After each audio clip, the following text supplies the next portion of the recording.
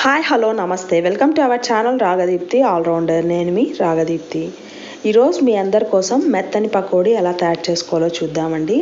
So ఇది చాలా simple, 5 మినిట్స్లో అయిపోయే రెసిపీ అనమాట. సో పిల్లలకైనా పెద్దలకైనా ఏ సీజన్ అయినా కానీ అందరూ ఇష్టపడే స్నాక్ రెసిపీ మెత్తని పకోడీ. మన ఛానల్లో ఆల్రెడీ బేకరీ స్టైల్లో గట్టి పకోడీ ఎలా తయారు చేసుకోవాలో ఉందండి. సో ఇప్పుడు నేను మెత్తని పకోడీ చూపిస్తున్నాను. సో చాలా బాగుంటుంది టేస్ట్. మీరు కూడా ఈ ప్రాసెస్ ఫాలో అయ్యి ట్రై చేసి ఎలా ఉందనేది కామెంట్ సెక్షన్లో తెలియచేయండి. సో చూడండి, నేను ఒకటి తుంచి కూడా చూపిస్తున్నాను. మెత్తగా అసలు ఆనియన్ ఎక్కువ వేసుకొని కొత్తిమీర పచ్చిమిర్చి చేసుకుంటే సూపర్ టేస్టీగా ఉంటుంది. ముందుగా నా ఛానల్ సబ్స్క్రైబ్ చేసుకున్న వాళ్ళు, ఫస్ట్ టైం చూస్తున్న వాళ్ళు ఉంటే ప్లీజ్ సబ్స్క్రైబ్ చేసుకొని నన్ను సపోర్ట్ చేయండి. ప్రాసెస్ స్టార్ట్ చేద్దాం పదండి. నేను ఇక్కడ ఒక 2 పెద్ద ఆనియన్స్ని ఇలా కట్ చేసి పెట్టుకున్నాను అనమాట. సో సన్నగా తరగాల్సిన అవసరం లేదు, కొద్దిగా లావు ఉన్నా పర్లేదు మెత్తని పకోడీకి. తర్వాత కొత్తిమీర కొద్దిగా ఎక్కువ వేసుకొని మీ కారానికి తగ్గట్టు పచ్చిమిర్చిని ఇలా చిన్నగా పీసెస్గా కట్ చేసుకోండి. ఇప్పుడు ఒక బౌల్ తీసుకొని ఈ ఆనియన్స్ అన్నీ, కొత్తిమీర పచ్చిమిర్చి అన్నీ దాంట్లోకి వేసేసుకుందాము. సో ఆనియన్ గట్టి పకోడీకైనా మెత్త పకోడీకైనా కొద్దిగా ఎక్కువ ఉంటేనే బాగుంటాయి అన్నమాట. సో అందుకనే కొద్దిగా ఎక్కువే కట్ చేశాను. సో ఇలా వేసిన తర్వాత ఇప్పుడు ఇందులోకి శనగపిండి ఒక 3 టేబుల్ స్పూన్స్ వరకు వేస్తున్నాను.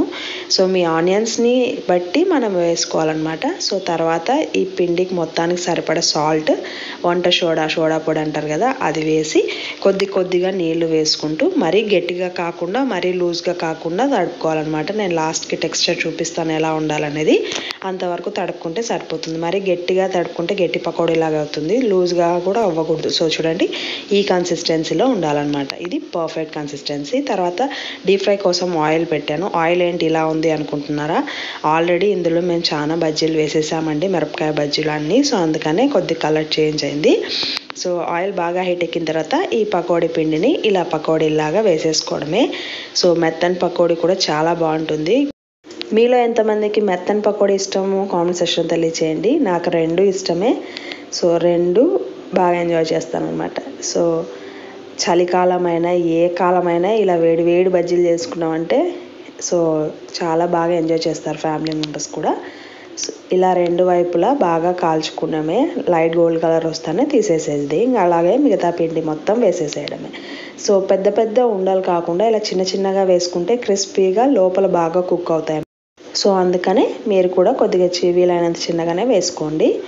సో అంతే అండి, మనకి టేస్టీ అండ్ క్రిస్పీ అయిన ఈవినింగ్ స్నాక్ రెసిపీ మెత్తని పకోడీ రెడీ అయిపోతుంది. సో చూడండి, లైట్ గోల్డ్ కలర్ వచ్చేసాయి. ఇప్పుడు మనము డిష్ అవుట్ చేసుకోవడమే. మీ పచ్చిమిర్చి ప్లేస్లో చిన్నపిల్లలు తినాలో అనుకుంటే ఒకవేళ పచ్చిమిర్చి పేస్ట్ అయినా యాడ్ చేయొచ్చు, ఒకవేళ స్కిప్ అయినా చేయొచ్చు, అది మీ ఇష్టం అండి. సో ఆనియన్స్ మాత్రం ఎక్కువ వేసుకోండి, అప్పుడు టేస్టీగా ఉంటాయి. సో ఇంకెందుకు ఆలస్యం, మీరు ట్రై చేయండి. ప్రాసెస్ జస్ట్ 5 మినిట్స్లో అయిపోయింది కదా.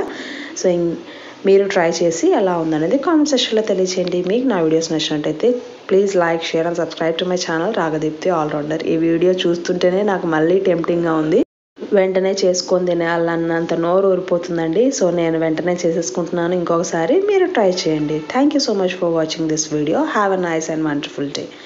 Thank you.